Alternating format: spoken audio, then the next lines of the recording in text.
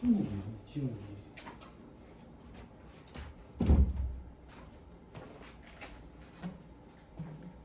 자, 까먹을까봐 얘기할게요. 다음 주에 오실 때는 소득세법 책도 갖고 와야 돼. 소득세. 그죠? 자, 합니다. 3-257페이지 인정이자 계산구조 이렇게 생겼다. 넘어갑니다. 자, 가지입금에 어떤 게 있느냐? 특수관계에 대한 의무관 가지입금, 지급이자 송금부사입 할 때 그 범위랑 똑같다. 됐죠? 자, 밑에 주에 특수관계에 대한 의무관 가지입금에 관련된 법인세법상 제재. 동그라미 1번 지급이자 송금부사입. 동그라미 2번 대소충가금 설정 안 되고 대송금으로 송금도 인정 안 돼. 동그라미 3번 대송금이라고 안 하고 처분 소실, 감액 소실, 손상 차손, 뭐 평가 소실 다 필요 없어. 송금은 인정 안 돼. 동그라미 4번 지금 달 인정이자 계산한다. 적용 이자율 다음과 같이 계산한 가중평균 차이 이자율이 원칙이다. 근데 다음 페이지 반가로 2번 예외적으로 다음의 경우에는 당좌대출 이자율을 적용한다. 어떤 경우에? 동그라미 1번 그걸 선택을 했대. 시가로 선택한 경우. 이제 이게 무슨 말인지 읽어진다고. 이자율을 시가라고 표현하니까. 됐죠? 선택하면 이거 적용해. 근데 왔다 갔다 장난치면 안 되니까 옆에 당좌대출 이자율을 시가로 선택한 사업연도 그리고 2개 사업연도 3개 사업연도 돼. 이렇게 3개 사업연도는 일단 무조건 당좌대출 이자율을 써야 돼. 됐나요? 됐어요? 다시 왼쪽 페이지. 가중평균 차익비율을 어떻게 계산하는데 차익금을 가지고 차익금 밑에 부모의 차익금 분자의 차익금의 이자율 그누야 차익금의 이자율 곱하면 뭐냐? 이자지 뭐냐? 그 이자를 차익금으로 나누면 이자율이잖아. 이거 그거라. 근데 앞에 그 M이 옆으로 이렇게 누웠잖아. M이 옆으로 이렇게 누운 거는 M이 이렇게 옆으로 누운 거는 더해라 이런 말이야. 더해라. 근데 언제 더하는데 작은 대여 시점별로 이걸 계산해서 더한다. 밑에 별표시에 1에 차익금에서 제외하는 것, 즉 이 계산 대상에서 배제해버리는 거. 어떤 게 있는데 특수관계인으로부터 또 물려온 거. 왜? 이자율을 장난칠 수 있잖아. 그러니까 이거 배제하고 계산하래. 그리고 채권자 불명 사채, 매입자 불명 사채, 채권, 증권 이런 차익금은 배제하래. 장난칠 소지가 있는 것들은. 됐어요? 네. 됐어요? 근데 밑에 동그라미 3번에 행정해석 주시지 말고 장기할 조건으로 취득해서 발생한 채무 그리고 연지급 수익의 경우에는 차익금 잔액에 포함하지 않는다 되죠. 이건 돈을 빌린 걸로 보지 않겠다는 뜻이거든. 그래서 이런 건 배제한다 그건데 뭐 이거 너무 구석지니까 이런 것까지 신경 쓰지 말고. 됐죠? 됐어요? 다음 페이지 반가로 이번에 예외 동그라미 2번 가중평균 차익 이자율 적용이 불가능한 경우에 당좌대출 이자율 쓴대. 어떤 경우에 불가능한데 해당 대여금 차익금에 한정해서 당좌대출 이자율을 적용한대. 어떤 경우에 밑에 별표시 1에 동그라미 1번 특수관계인이 아닌 자로부터 차익하는 금액이 없대. 그럼 전부 다 특수관계인으로부터 빌린 거지. 특수관계인으로부터 빌린 거는 이자율 계산할 때 배제시키라며. 그럼 없으면 계산을 어떻게 해? 계산을 못하면 당좌대출 이자율을 적용해야지. 그 얘기지. 안 어렵죠? 그죠? 그리고 동그라미 2번 빨리 넣는 거 봐. 전부 다 채권자 불명 사채, 매입자 불명 사채 이자래. 됐죠? 배심의 채권 증권 이자래. 됐죠? 자, 동그라미 3번은 너무 구석지니까 지금 보지 말고 객관식한테 잠깐 언급해 줄게. 지금 이거는 여기 금리인가 저기 금리인가 막 헷갈리거든. 신경 쓰지 마. 자, 위로 다시 올라가서 동그라미 3번. 대여 기간이 5년을 초과하는 대여금이 있대. 요때에도 당좌대출 이자율을 적용한대. 왜? 이 이자율은 너무 옛날 이자율이다 그 얘기야. 최근 이자율을 반영한다고 보기 좀 힘들다 그 얘기야. 요걸 배제하고 나머지만 가지고 가중평균 치자 그 얘기야. 근데 그거 말고 없으면 당좌대출 이자율을 써야 되겠지. 됐어요? 네. 다시 3-258페이지 맨 밑에 세부상 변동금리로 차익을 했대. 그럼 차익 당시 이자율로 차익금을 상환하고 변동된 이자율로 다시 차익한 것을 본다. 즉 7월 1일에 돈을 빌릴 때 5%를 비교하는데 9월 1일에는 이자율이 7%로 바뀌었대. 그러면 돈을 빌려줄 때는 10월 1일이야. 그때는 7%로 계산한다 그 얘기야. 자, 다음 페이지 사례 봐봐. 3월 1일 건설 차익금 1억 10%짜리 5월 1일 특수관계인 차익금 3억 요거 배제시켜야지. 6월 1일 일반 차익금 4억 5%짜리 8월 1일 일반 차익금 5억 1%짜리 돈을 언제 빌려가는데 대표이사가 7월 1일에 빌려가. 그러면 특수관계인 차입금은 배제해야 되고 오른쪽에 있는 5억은 왜 배제했는데 7월 1일 시점에는 5억 원 차입금 발생 안 했어. 미래를 간 거나 마찬가지인데 이게 어떻게 돼? 됐지? 그래서 배제시키는 거야. 안 어렵죠? 네. 됐죠? 됐습니다. 자, 이제 연습 한번 해봅니다. 1294페이지.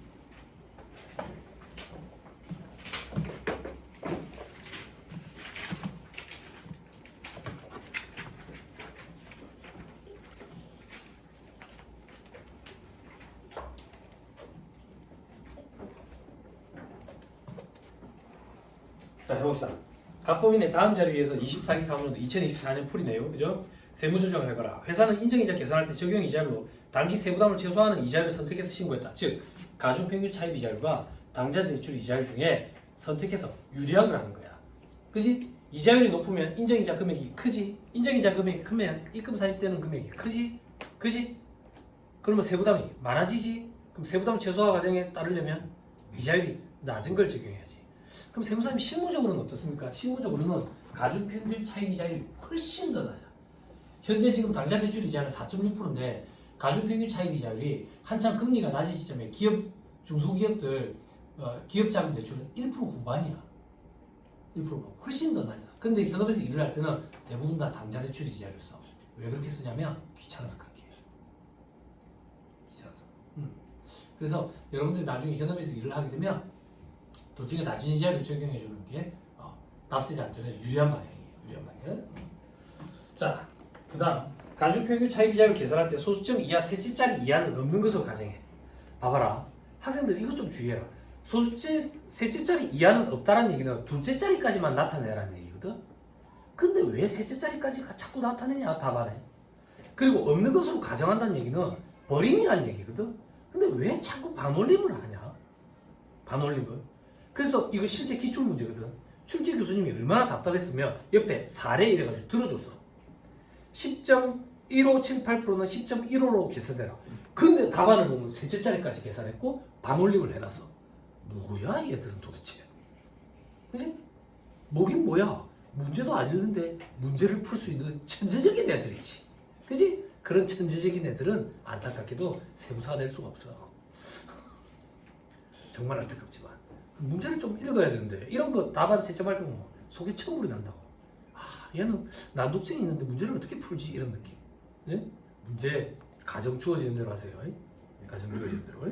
물론 1차 시험에서는 가정에 따르지 않더라도 보기에 근사치를 정답으로 고르면 되거든. 그렇지만 2차 시험은 그렇게 하지 마. 그리고 1년도 365일이라고 또 가정해놨어. 자, 가지금 내역도 있죠. 총무부장 콘도 구입자금 무이자로 빌려줬네. 업무구간 가지금이지. 경리과장 우리 사주 조합원에 대한 당사 주식 취득자금 대여금 이건 특수관계인데 업무구간 가지금 범위로 보지 않지. 그지? 주식회사 형설 갑범인이 10%를 출자하는 회사에 대한 대여금 업무구간 가지금으로 본다고. 됐나요? 됐어요? 네. 관계에서 대여금이에요. 업무구간 가지금으로 봐요. 그런데 현업에서는 이거 엄밀히 따져보거든. 어떤 용도로 쓰는 건지. 근데 우리 시험에서는 이렇게 나오면 업무구간 가지금으로 봐요. 정답이 그랬어요. 그럼 특수관계에 대한 업무구간 가지금은 지금 총무부장과 형설이네. 총무부장은 3,500인데 5월 21일에 발생했으니까 해답 보세요. 225일인가 봐. 그지? 그럼 저만 쓸게. 총무부장은 3,500에 225일이네. 써놔놓고 갈게요. 그러면 7875000 그리고 주식회사 형사 얼마인데? 1,000만원인데 8월 11일에 발생했으니까 143일인가 봐. 요거 계산하면 143000090 그래서 합계를 내면 9305000090 해답 보겠어요.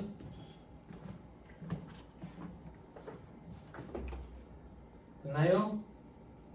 됐죠? 자, 이제 계속 봅니다. 자, 이번에 당좌대출 이자율 13%라고 줬네. 그지? 자, 3번에 손익계산상 지급이자 내역 돼 있죠. 차입금은 연중 변동 없네. 천만 다행이네. 1차 시험에서는 웬만하면 이렇게 나온다고. 자, 사채 돼 있네. 첫 번째 사채 보니까 채권자 보면 사채 이자네. 세부 수정 바로 합시다. 송금물산입 상여. 그죠?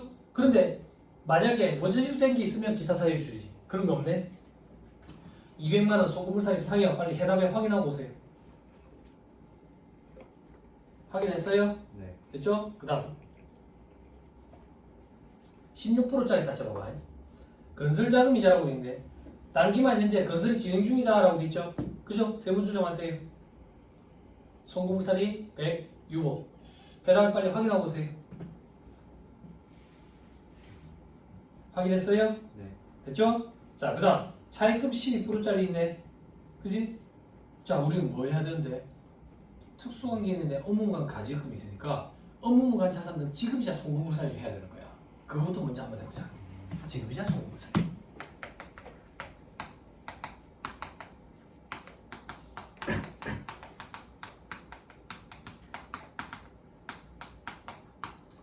지급이자부터 계산해야지. 지급이자, 그지? 설명을 위해서 이렇게 하자. 이자 비용 전체 중에 배제되는 거 빼버리는 식으로 하자. 그럼 2,400에서 배제되는 거 빼버리자. 배제되는 게 뭔데? 선순위에서 불산입된 걸 배제시켜야 되니까 선순위에서 불산입된 거 200이 있었고 100이 있었네. 그치? 곱하기 차입금 적수분의 업무무관, 동산, 부동산, 특수관계인에 대한 가지금 적수. 차입금 적수 요 이자가 얼만데? 2,100이네. 2,100 이자는 12%짜리고 차입금이 1755, 차입금 적수는 63875. 63875. 000 분의 업무무관 가지금 적수. 아까 9305, 000. 그죠? 해답보고 갈게요. 숫자 더 이렇게 나와요. 3059178. 3059178. 송금물산입. 소득세분 해주라. 기타 사유주 무조건. 됐어요? 됐나요? 자, 이제 인정이자 계산합니다.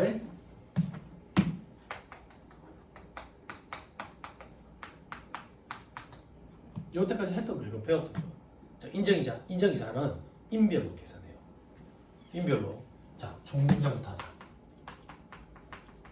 가지금 적수 얼마인데? 7875, 000, 000 곱하기 이자율을 곱해야지. 그리고 365로 나눠야 된다고. 그지?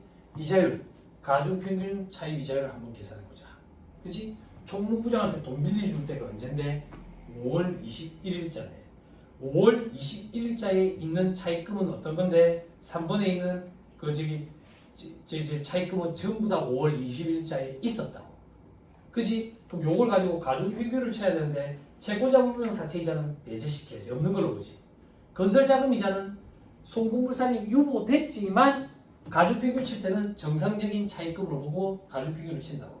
그럼 가중평균을 친다. 16%짜리가 있고 12%짜리가 있네. 그지? 차입금은 얼마인데? 차입금 625만원 더하기 175. 그러면 625만원에 요건 몇 프로라고? 16% 더하기 175에 몇 프로? 12%. 됐죠? 이렇게 가중치를 줘가지고 계산하는 거야. 그러면 약 12.13%가 나온다. 12.13%.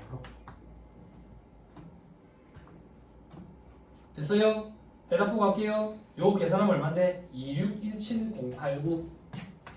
2617089. 그럼 요 금액은 입금사리 상회하느냐? 회사가 계산한 수익이 있는지 보고 중요 속력권을 검토해야 하는데 회사는 수익으로 잡아놓은 게 없어. 없다. 그럼 전액 다 입금사리.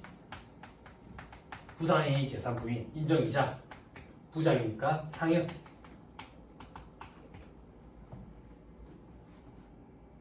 안 어렵죠? 계속 갑니다. 이제는 누군데? 주식회사 형사.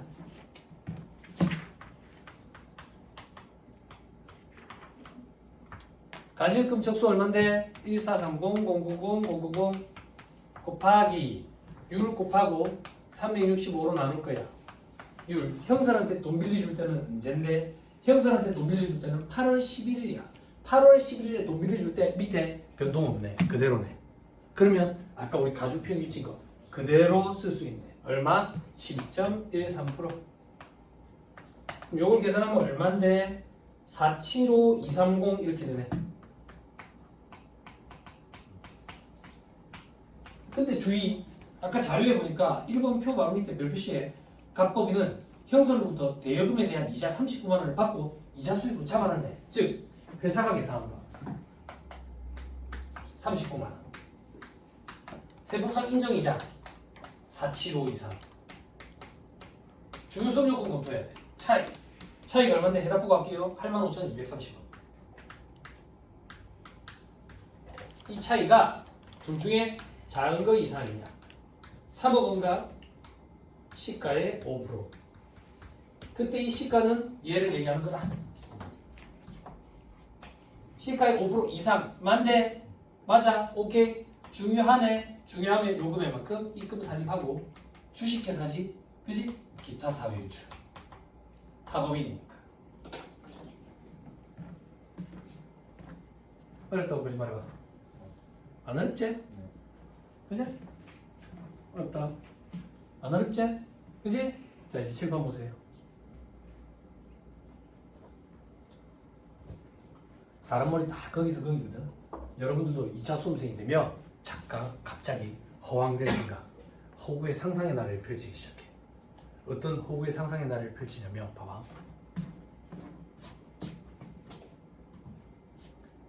가중평균 차입이자를 우리 계산하잖아.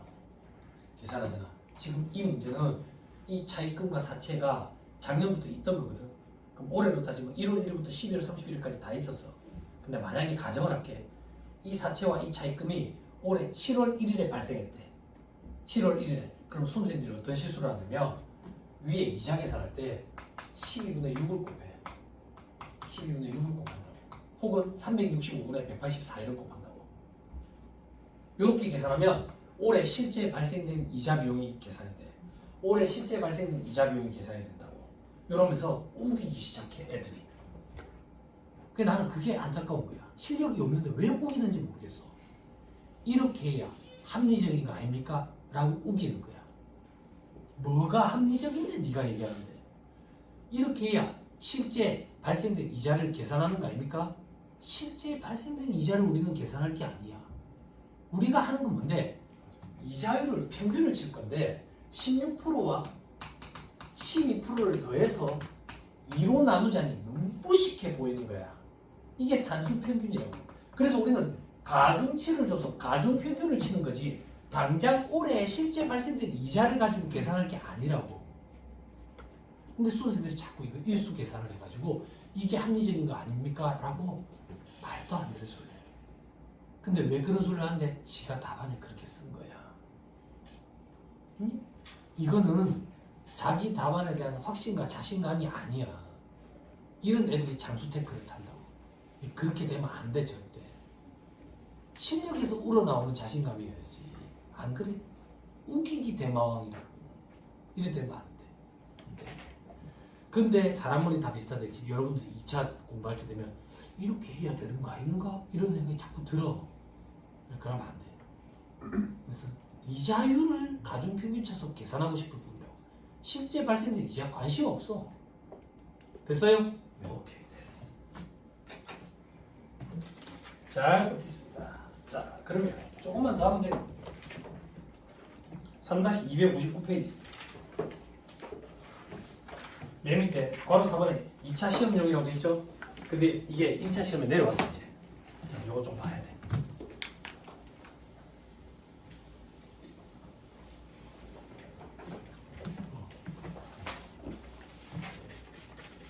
학생들 주의해야 된다. 공부하다가 저러면 자꾸 우기거든. 그럼 난 그런 애들 보면 안타까운 게 뭐냐면 2차 공부할 때 조세 법률주의 세법은 절대 해석을 할 때 엄격 해석해서 유추 확대 해석을 하면 안 되는데 그런 친구들이 자꾸 유추 확대 해석을 해. 이런 좋은 취지니까 여기도 적용해 주지 않을까? 아니야. 법 조문 있는 그대로 해야 된다고. 아까 우리 연습 한번 해봤잖아. 부도 발생으로부터 6개월 이상 경과할 때 장난 아니지? 기사님이 하루 일해가지고 10일, 30일이 안 되잖아. 법은 그렇게 적용한다고. 응?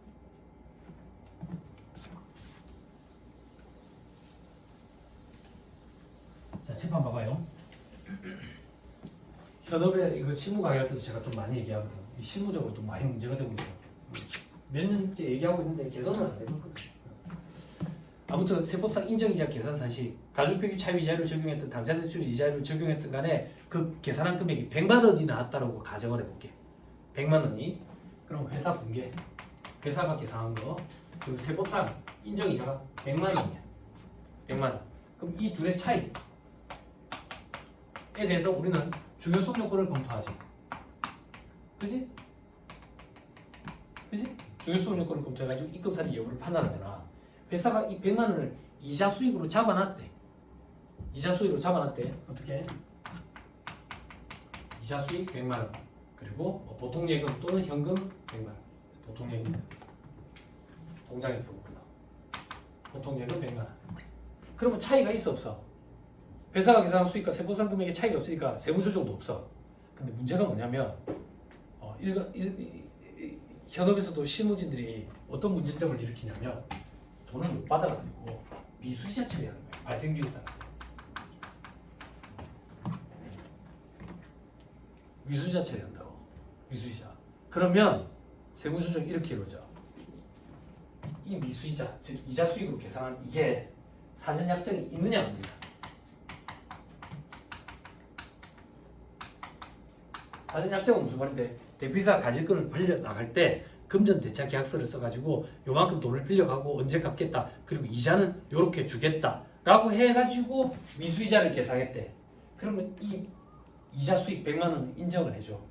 세법이랑 차이가 없지. 입금사립 상여 부당이익 계산부인 적용 안 해. 다만 미수이자네. 원천의 대상이네. 국외이자가 아니니까 입금사립 미수이자 100만 원 마이너스 유고해. 됐어요? 네. 근데 어려운 건 뭔데? 약정이 없는 경우가 어렵다고.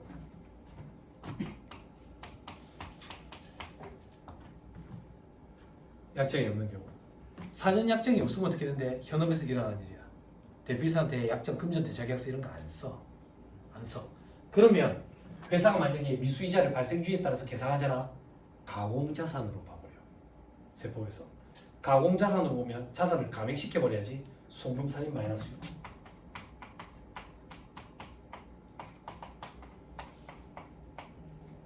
세무수의 위랑 아래랑 같이 의미는 완전 달라. 위에는 원천적 대상이라서 입금 부상이 됐고 밑에는 가공자산으로 이 자산을 인정을 안 해주기 때문에 감액시켜버린 거야. 그럼 다시 사전 약정이 없으면 가공자산으로 봤기 때문에 아예 없애버리거든. 없애버리는 거야. 없애버린다고. 인정 안 해줘. 그러면 세법과 차이는 100만 원이 나는 거야. 그래서 다시 입금사유. 부당이익 계산부인 100만 원 상여. 요렇게 돼. 요렇게 돼. 근데 현업에서는 어떤 일이 벌어지는데? 현업에서는 사전 약정이 없는데도 불구하고 이런 세무조정 안 해. 세무조정 안 해. 세무조정 안 하면 어떻게 한대? 현금으로 돈 받았다고 거짓말해. 회사 통장에 안 들어와놓고.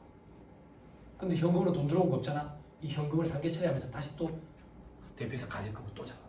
이 가질금 자꾸 늘어나지. 그게 잘못된 거거든. 2019년에 조세 심판례가 있어. 이렇게 눈 가리고 아웅하는 거는 입금사유 상해 처분한다고. 있는데 아직도 현업에서 이게 안 고쳐지고 있어. 사업주 설득이 힘든 거야.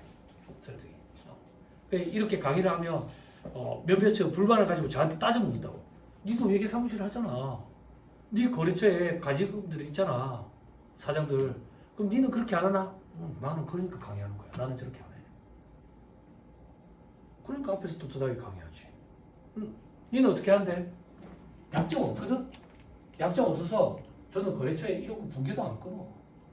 안 끊으면 바로 입금산입 100만 원 상여. 지저분한 걸 감추려고 하니까 머리 아픈 거야. 머리가 안 돌아가면서. 그걸 보고 있으면 안타까워. 현업에서 일하는 사람들 보고 있으면. 머리도 안 돌아가면서 자꾸 엉터리로 하면서 네이버 검색창 이런 데 찾아보는 거야. 세무사한테 물어보지도 않고. 이런 일들이 자꾸 벌어지고 있어. 그래서 현업에서 이렇게 잘못되게 하고 있다라는 얘기를 세무공무원분들 앞에서 계속 얘기하고 있어. 세상이 달라져야지. 회계사무실에 일하는 직원들은 돈 받고 일해주는 입장이기 때문에 자기 책임도 없고 그리고 자기 권한도 없어. 어쩌겠어. 달라지려면 조사하고 나와요. 자, 그게 괄호 4번에 있는 얘기예요. 다 했습니다. 다음 페이지 보지 말고요. 불공정 자본거래 아래 다 됐습니다. 14절. 이제 칠판 보세요. 기분 좋게 해드릴게요.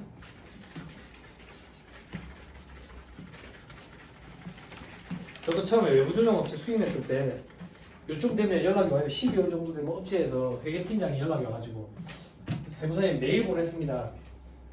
무슨 메일이 오니까 대표이사 가질금이요. 대표이사 가질금 메일을 왜 보내요? 아니 인정이자 계산해 주셔야죠. 인정이자 계산하면 뭐하게 미수이자 달아야 돼서. 그럼 제가 그런다고 아 그거 하지 마세요. 하지 마세요. 아, 세무사님 어떻게 하시는데요? 내가 알아서 다 할 테니까 하지 마세요. 아니 어떻게 하시는데요? 저는 붙게 안 끊고 바로 입금사님 상해 처분하죠. 그게 맞는 거예요. 그게 맞는 거예요. 그러니까 두 다리 뻗고 잘 수 있죠. 깔끔하게 처리하고 머리 아플 일도 없고. 그죠?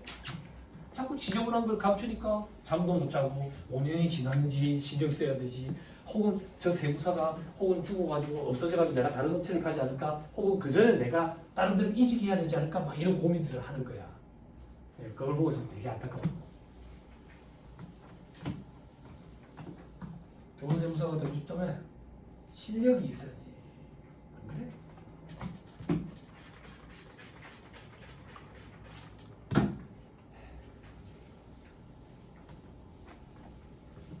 그래가지고 가질금 정리는 안 되고 계속 늘어나니까 자꾸 표본만 알아보는 거야. 자기주식 쳐나가서 유튜브에 막 빨간 글씨로 돼 있는 가질금 정리하는 방안도 있어요. 갚아야 돼.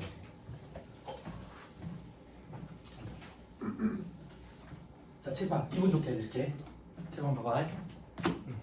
자, 봐봐. 법인세 계산 구조가 경사상 단기순이익 시작하지. 그지? 입금살입, 소금살입, 소금살입, 입금살입. 차가감 소득금액 나오지. 기부금 한도 초과에 기부금 한도 초과 2월에 소금살입 하면 각사는 소득금액 나오지. 우리 여기까지 했어 지금. 요게 95%. 95%. 그럼 요 밑에 뭐 있는데요? 2월 소금 비과세 소득 소득 공제. 그럼 과세 표준 나와. 여기 세금 곱하면 산출세. 여기 세액가면 법인세법상 세액가면 없어. 전부 다 조도부 규정이에요. 시험에 안 나와. 그리고 세액공제. 세액공제 법인세법상 세액공제 몇날 때도 안 해. 시험에 잘 나오지도 않고. 그러면 이제 끝이야. 이제 나머지 이제 5% 보는 거야. 근데 엄청나게 많지? 띄엄 보는 거야. 띄엄. 공부를 안 하고 싶어서 왔잖아. 이걸 다 해주면 안 좋아. 자, 다 끝난 거나 마찬가지. 그러니까 이제 부담 없이 보세요. 14절에 과표의 계산. 자, 각사는 소득금액에서 6월 소득금 비과세 소득공제 A, B, C D를 만나고 따라놨지. 밑에 봐봐. 비고에 B, C, D 이걸 순서대로 공제를 해. 순서대로. 됐나요? 왜 순서대로 공제하는데 6월 소득금을 뺐는데 남는 게 없대. 그럼 비과세 소득 빼지도 않아. 비과세 소득까지 뺐는데 남는 게 없대. 그럼 소득 공제 빼지도 않아. 됐어요? 자, 밑에 2월 결소금. 결소금의 처리 방법.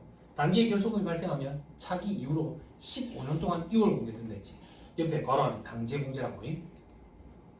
강제 공제. 밑에 별표식이래. 2020년까지는 10년이었어요. 2020년 전까지는. 2020년부터는 15년. 참고 삼아 2008년까지는 또 5년이었어요.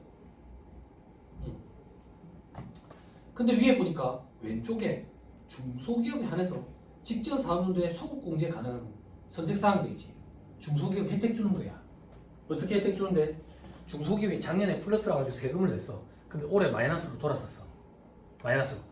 작년으로 돌아가서 세금을 낸 거를 돌려받을 수 있도록 소급 공제하도록 길을 열어줄 거야. 중소기업만 돼. 코로나 때 한참 어려웠을 때 한시적으로 전전까지도 해줬었어. 근데 다시 원칙으로 돌아서 전까지밖에 안 돼. 근데 혹시나 시험 문제에 전전이라는 말이 나오면 혹하면 안 돼. 과거에 한시적으로 해줬던 거야. 한시적으로. 자, 그다음 오른쪽에 결소금 2월 공제. 각사분들 계실 전 15년 됐죠? 결소금이면서 신고하거나 결정 변경되거나 수정 신고하고 과표에 포함된 결소금. 이게 범위가 자꾸 넓어져. 그게 무슨 말입니까?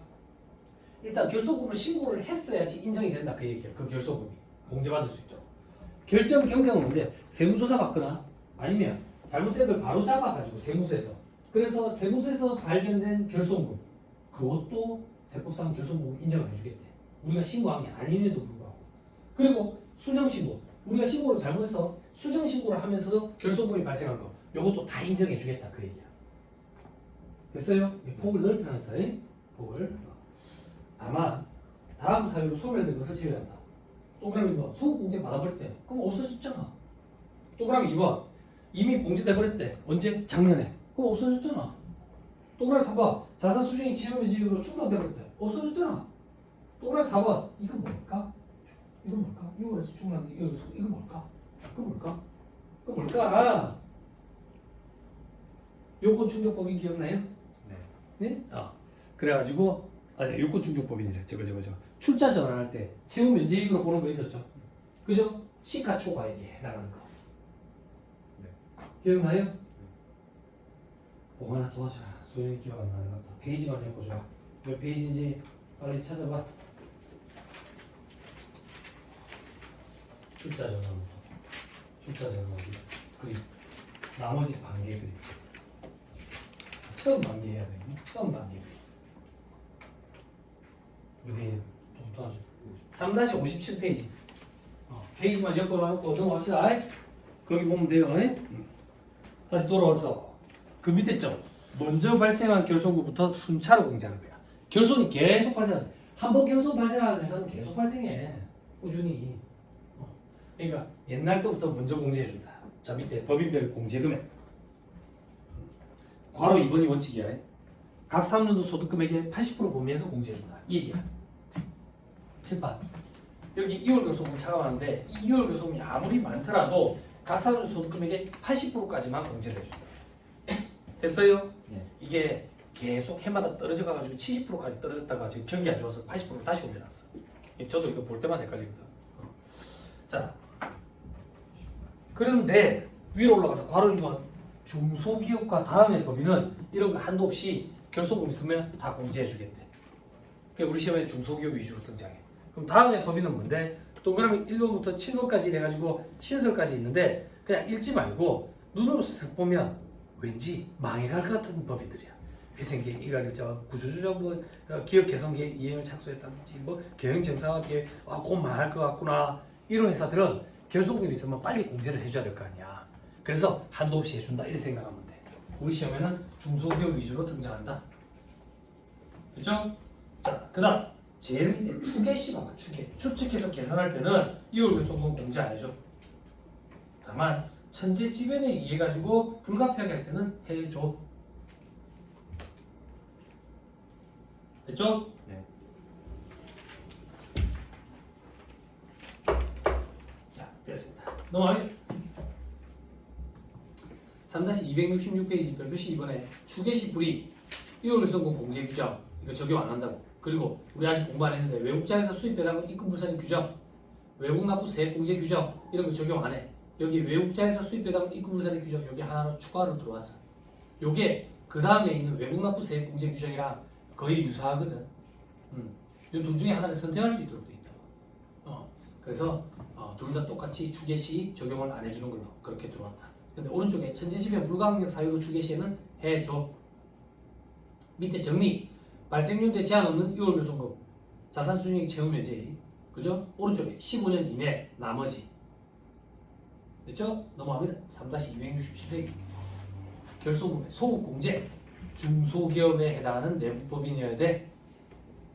밑에 화살표에 주시지 말고 중소기업이 될 수 없는 소비성 서비스업은 소급 공제 불가능 돼 있죠. 그죠? 조세특례 제한법에 중소기업에 해당할 수 있으려면 업종에 제한이 있는데 소비성 서비스업은 중소기업이 될 수 없어요. 조세특례 제한법상 그걸 얘기하는 거예요. 소비성 서비스업이 어떤 건데요? 여관, 호텔, 그리고 주점업들, 단란주점, 룸사롱, 뭐 노래주점 이런데. 네, 그런 거 참고 삼아 들어놓으면 돼. 자, 그리고 동그라미 2번에 법인세 신고 기한 내에 신청서를 제출했어야 돼. 됐죠? 그리고 법인세 신고 기한 내에 단기와 정기의 법인세를 각각 신고했어야 돼. 그래야지 결손이라는 게 인정이 되고 작년에는 플러스라는 게 인정이 되니까 소급 공제를 해준다 그 얘기야. 자, 환급세액은 어떻게 계산하는데 둘 중에 작은 거라네. 그러고 보니까 동그라미 2번에 한도라고 돼 있네. 그지? 그지?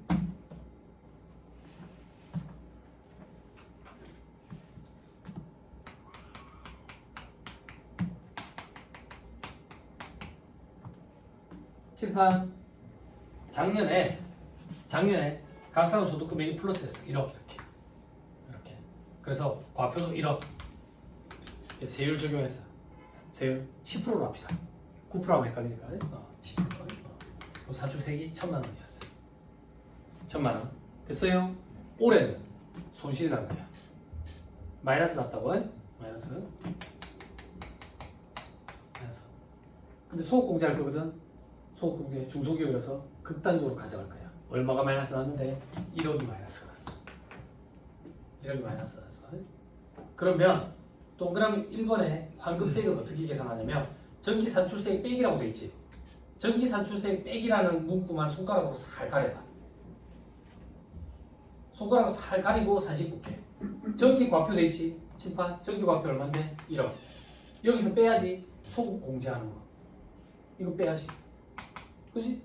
거기다가 세율을 작년 세율 적용해야지. 그러면 작년 법인세를 다시 계산하게 되네. 요걸 빼가지고. 그지? 그러면 앞에 손으로 살 가린 거. 전기산출세액에서 그걸 빼면 이게 환급 대상인 거지. 얼마인데? 1,000만 원이 되는 거지.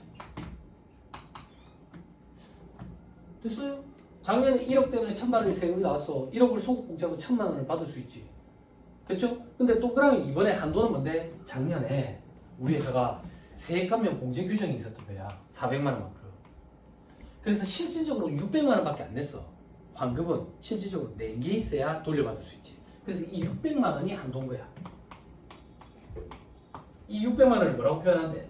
전기산출세액에서 감면 공제세액 차감한 거. 됐어요? 네. 실제로 낸 게 있어야 그만큼 환급을 받는 거지. 됐어요? 자, 그 밑에 사유별 추징, 추가 환급 여부도 있죠. 그죠? 단기 법인세에 대한 경정으로 단기 결손금이 감소돼야 돼. 7, 8. 1억 결손 발생해가지고 1억 소급 공제되는데 1억이 아니라 7천밖에 안 되더래. 그럼 너무 많이 환급 받았지? 걔내야지. 그 다음 정기 법인세에 대한 경정으로 환급세액이 감소됐대. 이 얘기야. 정기 세무조사 받았어. 정기 세무조사 맞아가지고 정기에 1억이 아니라 이게 4천이더래. 4천이더래. 됐어요? 그럼 너무 많이 환급 받았으니까 걔내야지. 마지막 중소기업이 아닌 법인이 환급 받으면 걔내야지.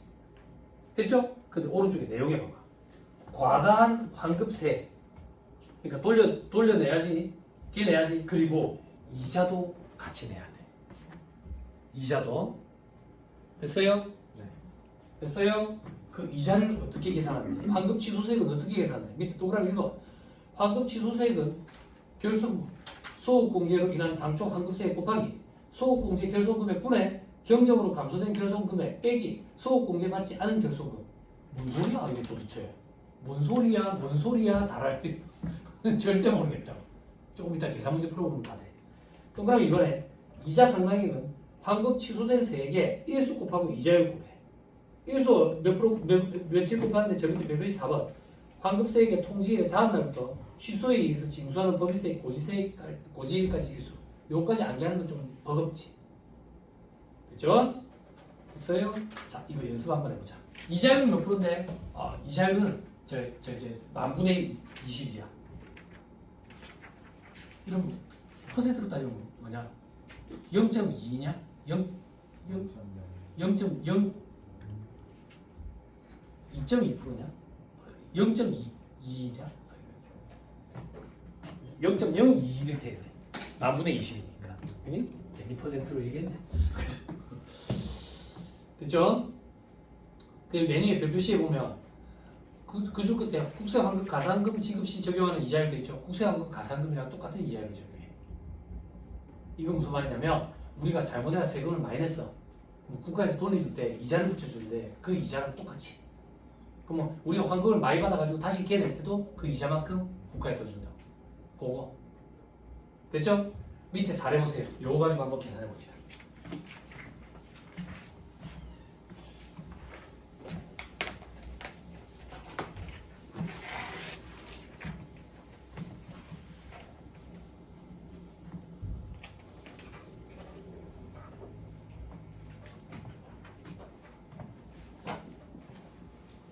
자, 전기의 과세 표준은 2억 5천. 전기의 산출세액은 2,750 이렇게 있죠? 그죠? 잠깐만 문제 보고 계세요.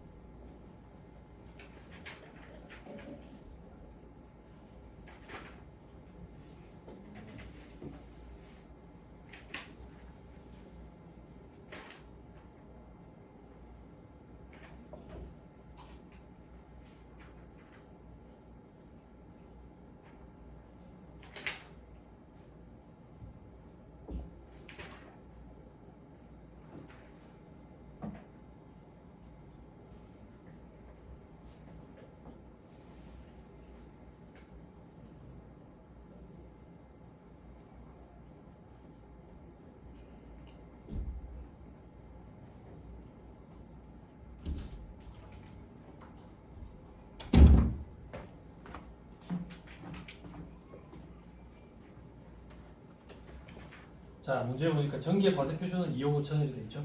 그죠? 산출세액은 2,750이 돼 있어요. 또.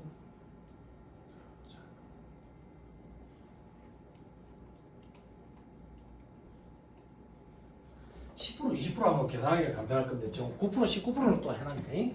한눈에 잘 들어오진 않지만 해봅시다. 전기의 과표는 2억 5천. 여기 합시다. 과표는 2억 5천.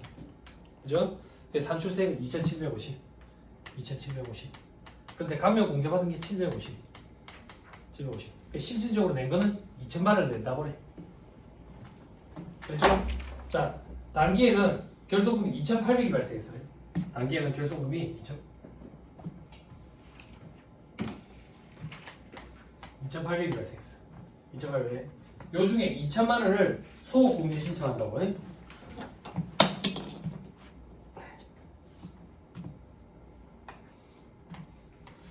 2천만 원을 소호공제 신청을 할 거야. 이건 선택사항이거든. 선택사항 어떻게 선택인데 2,800을 다 선택해서 신청해도 되고 이 중에 1,000만 원만 선택해서 신청해도 되고 신청 안 해도 되고 선택사항이라고. 됐어요? 그런데 2월 공제는 강제 공제라니까 무조건 한도까지. 이 현업에서 그걸 가지고 또 실수하는 일반 기업체 담당자들이 있더라고. 회계팀에 10년 넘게 있어라고. 그렇죠? 자, 이제 소호공제하면 돌려받을 수 있는 환급 금액을 계산해 보자고요. 환급 금액 어떻게 계산하면 되는데 봐봐. 작년에 과표가 얼마였는데 2억 5천. 여기서 우리가 얼마 공제할 건데 2천만 원 공제할 거지. 그죠? 그럼 산출세액 계산해야지. 작년 세율 적용해야지. 9% 19% 적용하면 될 거 아니야. 그죠? 그러면 2억까지는 9% 적용하니까 1,800. 그죠? 그리고 3천만 원에 대해서는 19% 적용하니까 얼마 되냐? 541이 되나? 540? 그러면 2,371이 되나? 너 좀 도와줘라. 얼마 되냐? 2,370 되네.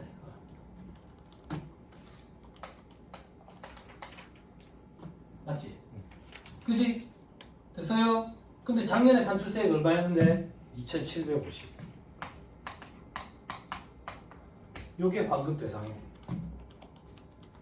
됐어요? 근데 실제 납부한 걸 한도로 돼 있잖아요. 실제 납부한 거. 실제 납부한 거는 얼마인데? 실제 납부한 거 2천만 원이 실제 납부한 거지. 둘 중에 작은 거. 그죠? 그럼 얼마인데? 이게 얼마인데? 계산하면 이게 계산하면 380이 되네.